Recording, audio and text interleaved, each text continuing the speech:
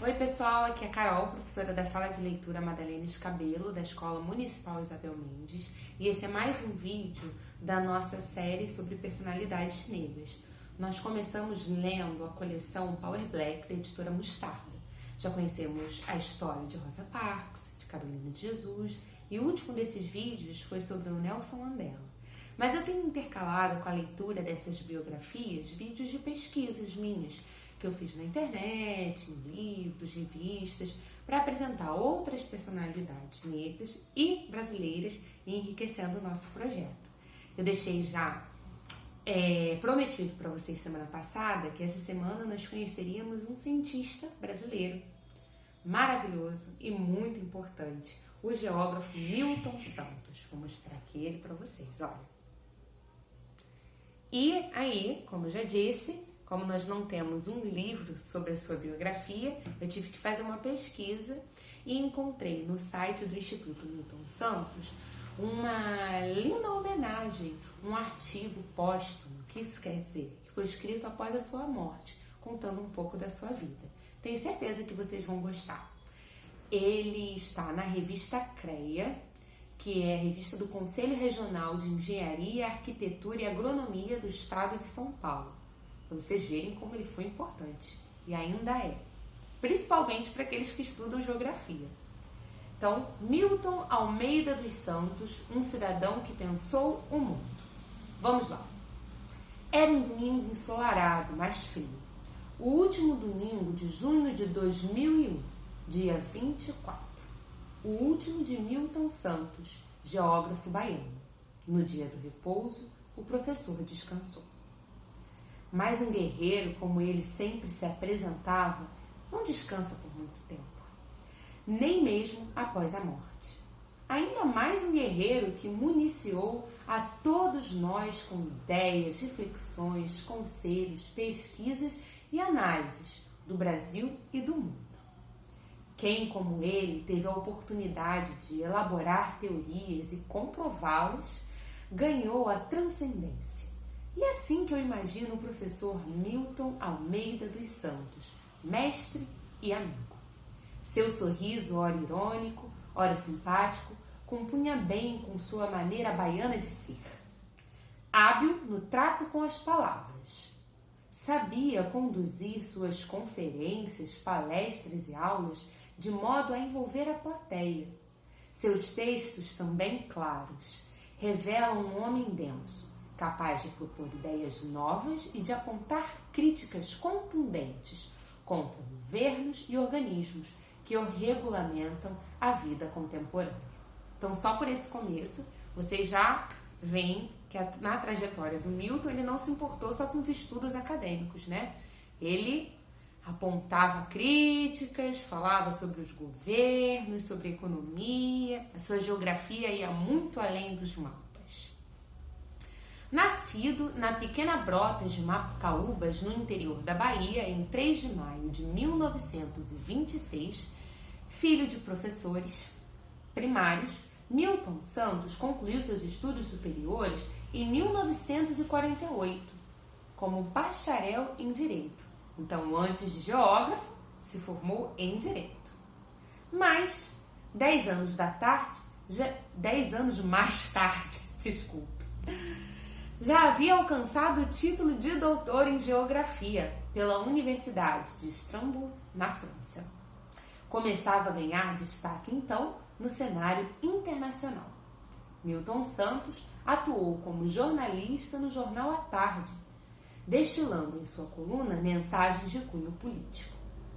Esse engajamento, sempre junto às pessoas mais necessitadas e às que entendem que as questões sociais devem ser priorizadas, acabou levando a exercer cargos públicos, como no governo de Jânio Quadros, mesmo após ingressar como professor na Universidade Federal da Bahia em 1961. Então, ele trabalhava como professor na Universidade Federal da Bahia, na formação dos geógrafos, e também escrevia no jornal à tarde e ainda tinha cargos públicos. Um homem de muitas facetas. O golpe militar de 1964 iniciou um período muito difícil em sua vida, Preso durante 3 meses, teve apoio de intelectuais e políticos que conseguiram sensibilizar os responsáveis por sua prisão e foi solto. Porém, não havia mais como trabalhar no Brasil. Ao reconquistar a liberdade, o professor teve que dirigir-se a outro país, sendo abrigado pela França, onde trabalhou em diversas universidades, como as de Toulouse, até 1967, de Bordeaux, de 67 a 68, e de Paris, até 1971. Durante esses anos, ele realizou estudos sobre a geografia urbana dos países pobres e produziu vários livros que devem constar da estante de qualquer interessado em questões da cidade. E aí, vai dizendo aqui o título de alguns desses livros. O Espaço Dividido, os 2 circuitos da economia urbana. É um exemplo deles que deve ser lido por todos. Nessa obra, Milton Santos escreveu algo que hoje em dia é muito evidente aos nossos olhos, como costumava falar. Afirmava ele a existência de 2 circuitos da economia. Um rico, das empresas, dos bancos, das firmas de seguros, e o outro, marginal, à margem, que se expressa na economia informal, dos camelôs, daqueles não assalariados. A produção constante do professor Milton levou a convites para trabalhar em centros universitários da América do Norte também. Trabalhou no Canadá, em Nova York e até mesmo em universidades em continentes mais longínquos, como a África. Apesar de construir uma carreira de muita visibilidade internacional, ele desejava retornar ao seu país. E isso só ocorreu em 1977. No ano seguinte, lançou um novo livro que se tornou clássico nos estudos metodológicos de geografia, Por uma Nova Geografia. Neste trabalho, preconiza uma geografia voltada para as questões sociais e causou uma verdadeira efervescência no ambiente acadêmico que durou até os anos 80. Trabalhou como professor na Faculdade de Arquitetura e Urbanismo da USP e depois na Universidade Federal do Rio de Janeiro. Foi lá que começou um trabalho inovador, o Novo Mapa do Mundo, onde foi discutido no Brasil pela primeira vez com participação de colegas estrangeiros de várias universidades de ponta.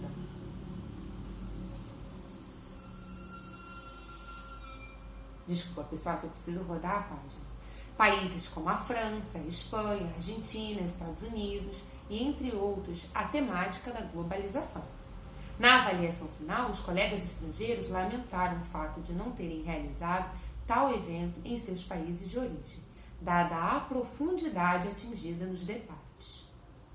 Esse encontro internacional foi publicado em 4 volumes em 1993 e certamente estimulou a indicação do professor para receber o prêmio Walter Lud, que é considerado o prêmio Nobel no âmbito da geografia.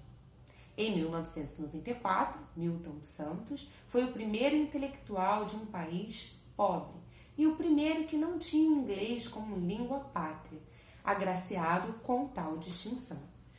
Para vocês verem qual a importância desse geógrafo, desse cientista. Ele recebeu esse prêmio em 1994, foi o primeiro que não tinha inglês como sua língua mãe, assim, de um país da América Latina, e continua sendo até hoje. Esse prêmio continua existindo, mas ninguém da América Latina voltou a ganhá-lo. E na homenagem que aconteceu a ele na USP por conta desse prêmio, ele fez um discurso muito emocionante.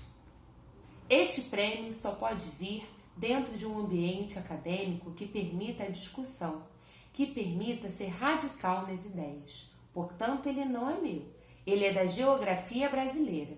Foram palavras generosas, dignas de um mestre de bom coração, que sabia ser duro no uso das palavras, duro em críticas e análises, mas também amável no trato pessoal, atitude que devemos refletir e incorporar em nossa trajetória como intelectuais ou simplesmente como cidadãos brasileiros. E aí vai continuando esse artigo, contando mais outras coisas, como ele se tornou doutor honoris causa, não só no Brasil, mas em outros 7 países, assim, mundialmente reconhecido pelo seu trabalho na geografia. E lembrando, essa geografia que é além dos mapas, que falava dos aspectos sociais, da importância de ter uma economia que abraçasse a todos, né? Aqueles que estavam à margem também. Mas eu não vou ler tanto para vocês, porque senão vai ficar cansativo. Eu vou indicar um link de um vídeo que tem um resuminho assim da trajetória acadêmica dele, para que aqueles que se interessam possam saber quais foram os seus livros, mas aonde ele trabalhou, onde ele foi homenageado. Mas voltando mais também para o nosso projeto sobre a africanidade, sobre as questões de racismo e de preconceito, eu encontrei uma entrevista do professor Milton Santos, né, do doutor Milton Santos, falando justamente sobre isso. Essa entrevista está na revista, deixa eu ver aqui, Muito Mais.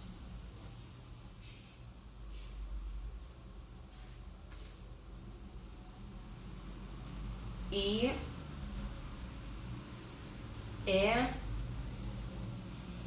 bom,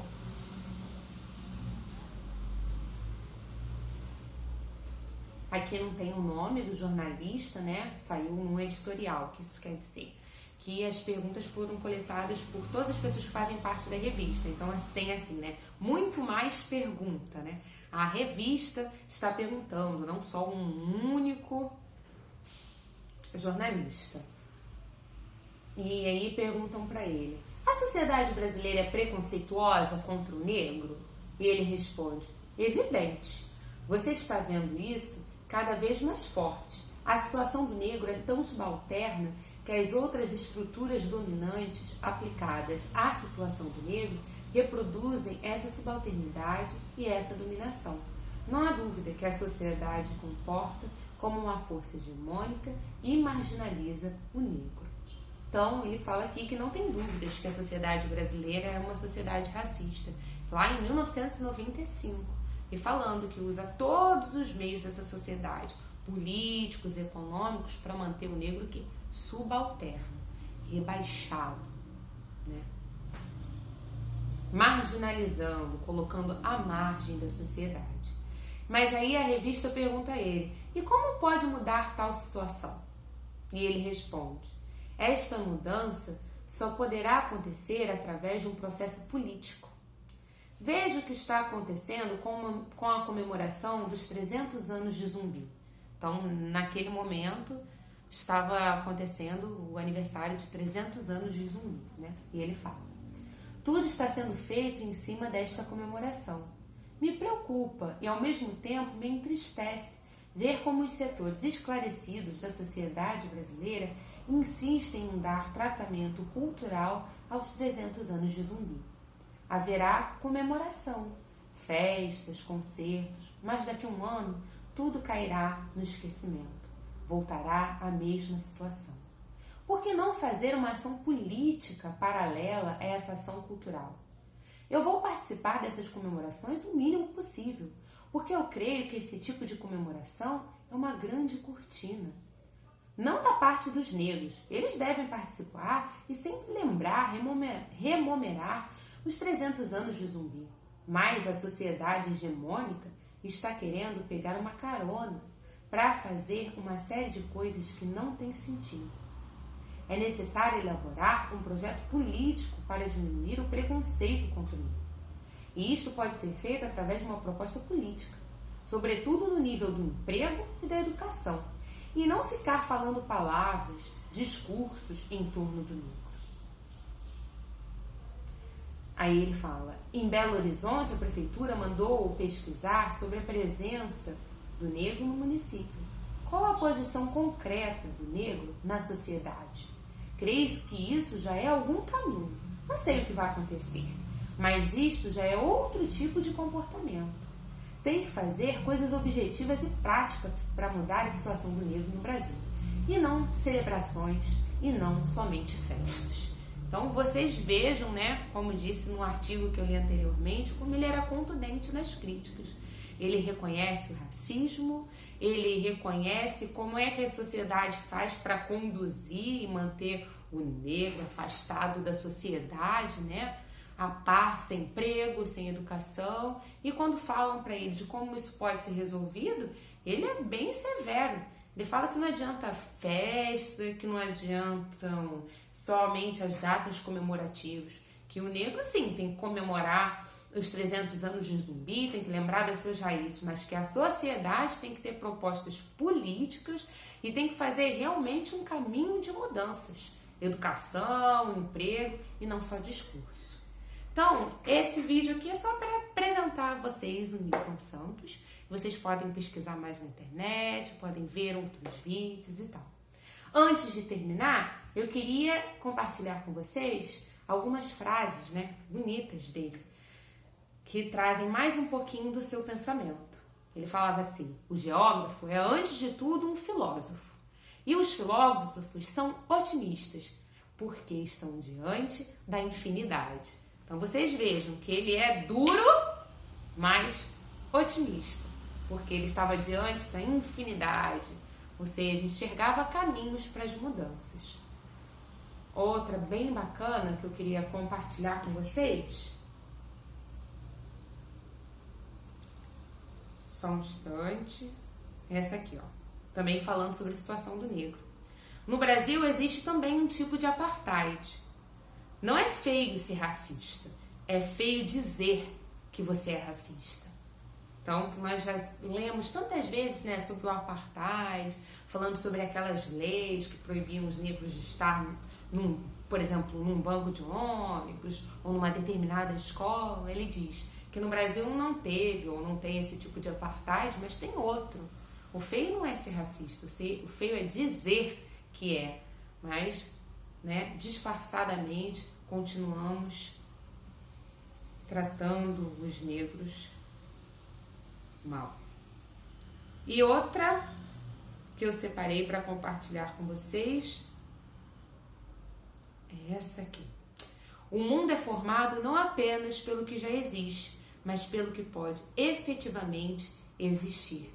Então, mais um pouquinho desse otimismo, né? O mundo não é formado só pelas barbaridades que a gente escuta e que a gente vê nos jornais, mas também pelo que parece pouco, mas que a gente faz pela mudança diariamente, que vão plantar um amanhã melhor. O mundo também é feito do que pode existir. O que pode existir depende de nós.